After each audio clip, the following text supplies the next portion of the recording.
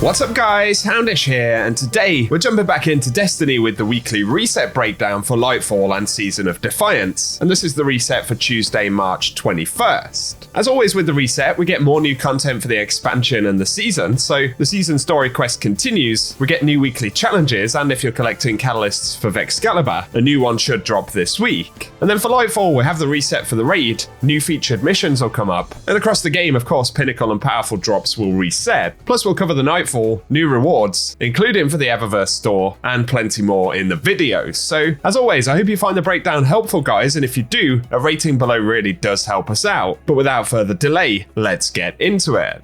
Initially, a real quick mention right here, but following the news of Lance Reddick passing away a few days ago, many players are showing their respect to the voice actor for Commander Zavala in-game by wearing either Vanguard emblems, armor, or shaders. So I've got the Push Forward emblem on right here, you can pick this up from collections. And it's a cool way to remember Lance Reddick in-game, so let us know down below if you'll be taking part in that this week. Up next though, one of the first new bits of content that we'll see this week is the return of the Iron Banner. And so this is one of 3 Iron Banners that we'll see this season, so Bungie have increased the frequency of events this season, and they've said that they'll be featuring a different mode each time it returns. So this week we'll get Iron Banner Control, then for week 6 it'll be Iron Banner Eruption, and week 9 we'll see Iron Banner Fortress. As always, there'll be a few new rewards, and we've got some updated Legacy Iron Banner weapons added to the pool for this season. Those include Joram's Claw, the Pulse Rifle, and the Bite of the Fox Sniper Rifle. So let us know if you'll be jumping into the Iron Banner this week. And there is a season challenge from last week as well, to complete matches in Iron Banner, so have fun if you do jump in.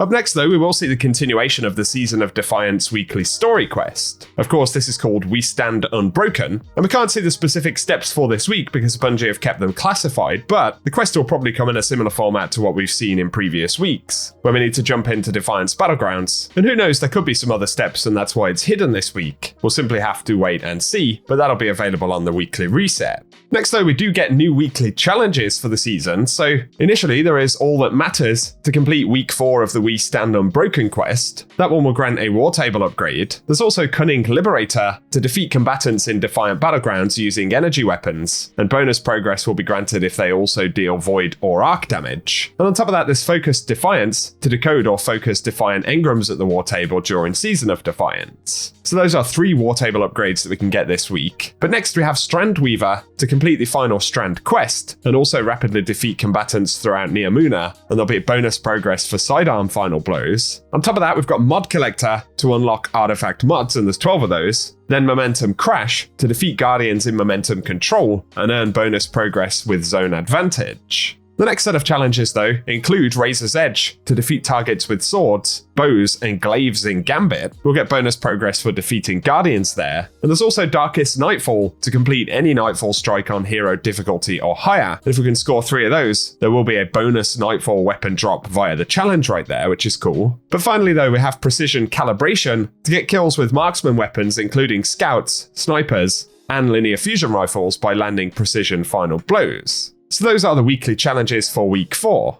Also this week though, if you're collecting catalysts for the Vexcalibur, we should get the final upgrade inside of the Legend mission this week, and that should be the Feedback refit, where blocking damage partially reloads the weapon from reserves. So that's going to be an interesting one to try out, and let us know if you'll be jumping into it down below.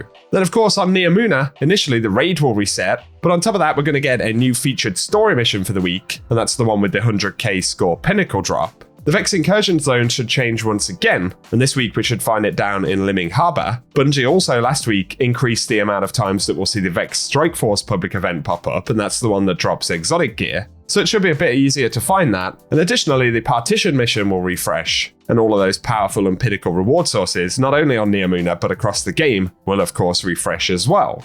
Crucible for the week though will feature Momentum Control as well as Iron Banner, and of course we have the weekly challenge to do that. And over at the Vanguard, we will see bonus Vanguard ranks all week long.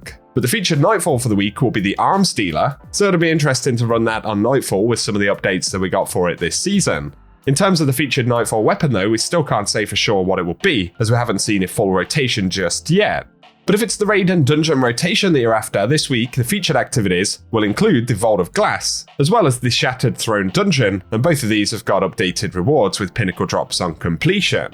Finally though, that takes us to the Eververse store for the week. And this week we're going to see the trap setting exotic emote, that'll be 3,250 Bright Dust. There'll also be the overcharged shell exotic ghost, which will be 2850 bright dust. And then we get the stasis entrance transman effect for 450, and 2 shaders for the week for 300 bright dust each, which are Lion's Pride and the iridescent coral shader. On top of this though, we have a new multiplayer emote for the season, which is pick a card, and that one will be 4250 bright dust, very expensive stuff. And on top of that, we're going to see the gauntlets for the Eververse armor set for this season available, so they'll be up for each of the classes, and they'll be 1200 bright dust each this week. But for a final few exotic items, we'll see the Wanderer Shell exotic ghost for 2850 bright dust, and for 2500, we'll get the Lone Howl exotic sparrow. Then there is the Prometheus OSP exotic ship for 2000 bright dust, and the exotic weapon ornament for this week is for Osteostriga, and it's the Blooming Guilt, which will be 1250 bright dust.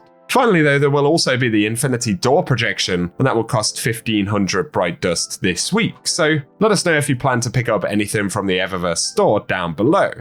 If you jump into Dares of Eternity this week though, the additional loot drops will include Scatterhorn armor set and the Pathfinder armor set from Season of the Lost. Plus there'll be weapons from Season of the Lost, and a couple of additional world drops from Forsaken. Otherwise though, the Ascendant challenge for this week in the Dreaming City will be the Keep of Owned Edges, which is found via Harbinger's Seclude. So if you need a location showing where to start that one this week, we'll run it at the end of the video. But otherwise guys, that's everything that we have to break down in this one. So as always, I hope the video has been useful, and if it has, be sure to get subscribed to the channel, and I'll be keeping you posted with everything related to the game. As always, if you found the video useful, a rating below really does help us out. But otherwise, thank you as always for tuning in, and I hope you guys have an awesome day.